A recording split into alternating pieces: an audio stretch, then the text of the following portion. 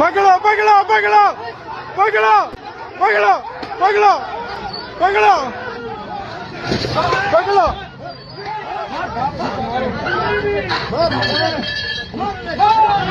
मार मार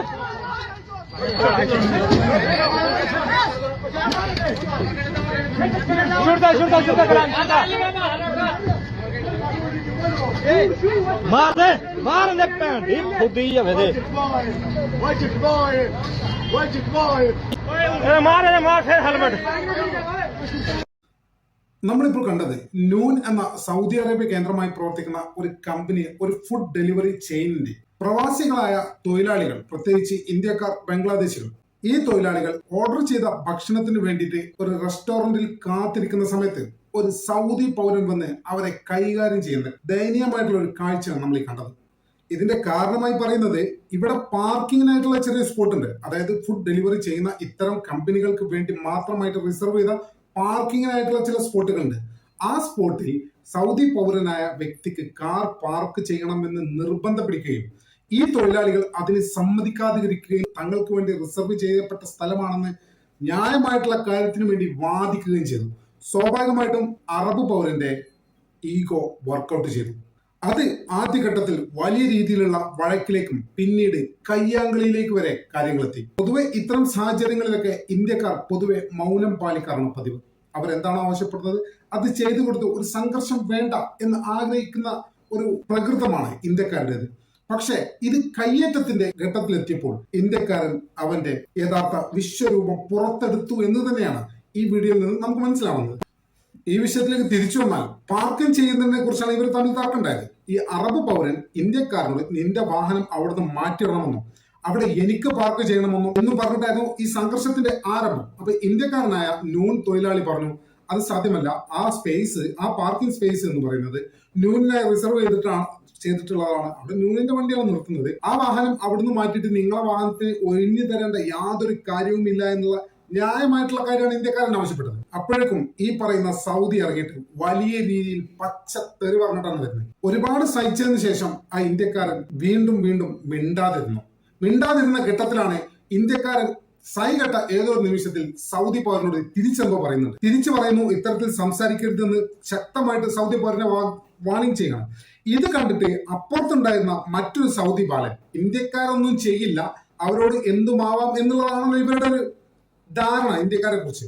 അതുകൊണ്ട് തന്നെ ഒന്നും ചെയ്യില്ല എന്നുള്ള മുൻ ധാരണയോടുകൂടി അവന്റെ വാഹനത്തിൽ നിന്ന് ഇറങ്ങി വന്നുകൊണ്ട് ഇന്ത്യക്കാരനെ രണ്ടുപേരും കൂടി ചേർന്ന് ആക്രമിക്കാനുള്ള ശ്രമമാണ് നടത്തിയത്.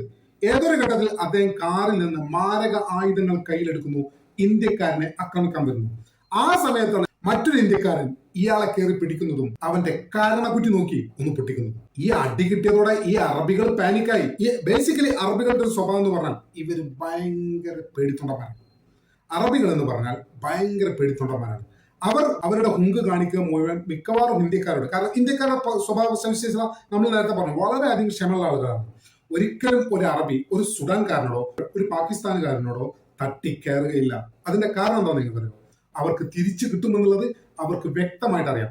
എന്നാൽ പലപ്പോഴും ഇന്ത്യക്കാരുടെ നേരെ അകാരണമായിട്ട് പോലും ഇവർ തട്ടിക്കയറുന്ന നിരവധി സാഹചര്യങ്ങൾ നമ്മളൊക്കെ കണ്ടിട്ടുണ്ട്. അത്തരത്തിലൊരു മുൻവിധിയുടെ പുറത്താണ് ഈ സൗദി ബാലൻ വന്നിട്ട് ഇന്ത്യക്കാരനെതിരെ മാരക ആയുധങ്ങൾ പ്രയോഗിച്ചുകൊണ്ട് ആക്രമിക്കാൻ വരുന്നത്.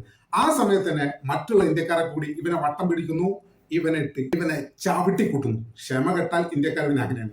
ഇവനെ കൂട്ടിയതോടുകൂടി വീരശൂര പരാക്രമിയായി കാറിൽ നിന്ന് ഇറങ്ങി വന്ന ഇവൻ ആ കാറിലേക്ക് ജീവനും കൊണ്ട് തിരിച്ചോടുകയാണ്.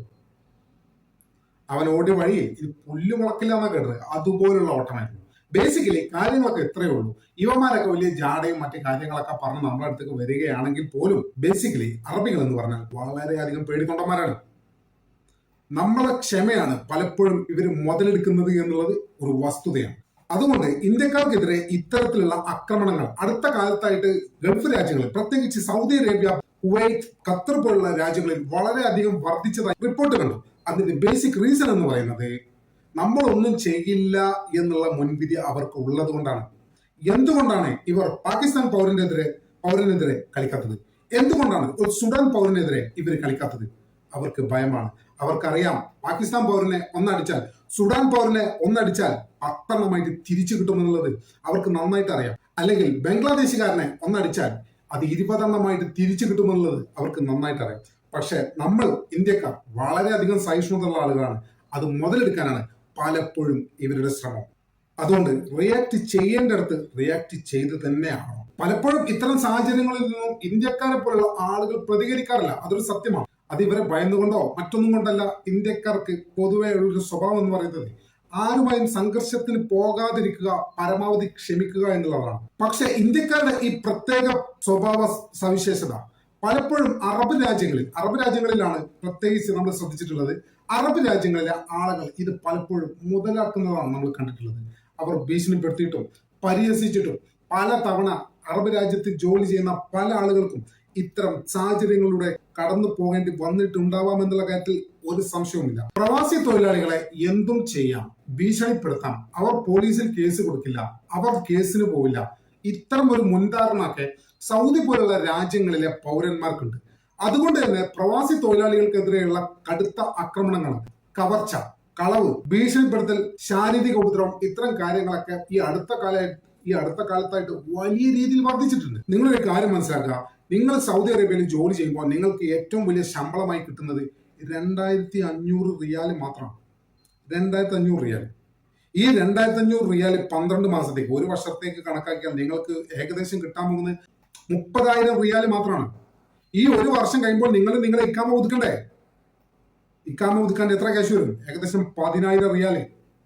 അതായത് നിങ്ങൾ അവിടെ അധ്വാനിച്ചുണ്ടാക്കുന്നതിന്റെ 1/3 ഭാഗവും അവിടുത്തെ സർക്കാരിലേക്ക് തന്നെ ഒരു വർഷം കൊണ്ട് നിങ്ങൾ തിരിച്ചടക്കാണ്. ഇതിന് പുറമെ കറണ്ട് ബില്ല്, വെള്ള ബില്ല്, റൂം റെന്റ്, ഫുഡ്, ഇതൊക്കെ കൂട്ടി കഴിച്ചു വരുമ്പോ നിങ്ങൾക്ക് എന്താണ് ബാക്കി ഉണ്ടാവുന്നത്? ഇനിയിപ്പം റൂമും വെള്ളവും കറണ്ടും ഒക്കെ ഭക്ഷണം ഒക്കെ ഫ്രീ ആണെന്ന് തന്നെ വെച്ചോ.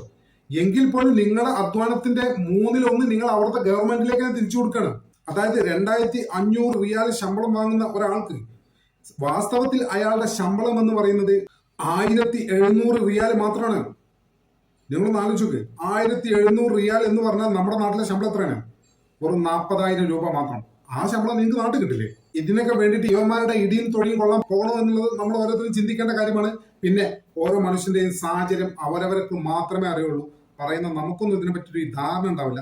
അപ്പോൾ ഓരോരുത്തരുടെ പ്രയാസങ്ങൾ ഓരോരുത്തർക്കുണ്ട്. അതൊക്കെ അംഗീകരിച്ചുകൊണ്ട് തന്നെ പറയുന്നു. ഒരു ഘട്ടത്തിലും മിണ്ടാതിരിക്കരുതെന്ന് ഒരിക്കൽ കൂടി എന്റെ സഹോദരന്മാരെ ഞാൻ ഓർമ്മിപ്പിക്കുകയാണ്. നമ്മുടെ ചാനൽ ഇതുവരെ സബ്സ്ക്രൈബ് ചെയ്യാത്ത ആളുകൾ ഇപ്പോൾ തന്നെ സബ്സ്ക്രൈബ് ചെയ്ത് പിന്തുണ തരണമെന്ന് വളരെ വിനീതമായി അഭ്യർത്ഥിക്കുന്നു. മറ്റു വീഡിയോ ഒട്ടും വേഗം തന്നെ കാണാമെന്ന് പ്രതീക്ഷയോടെ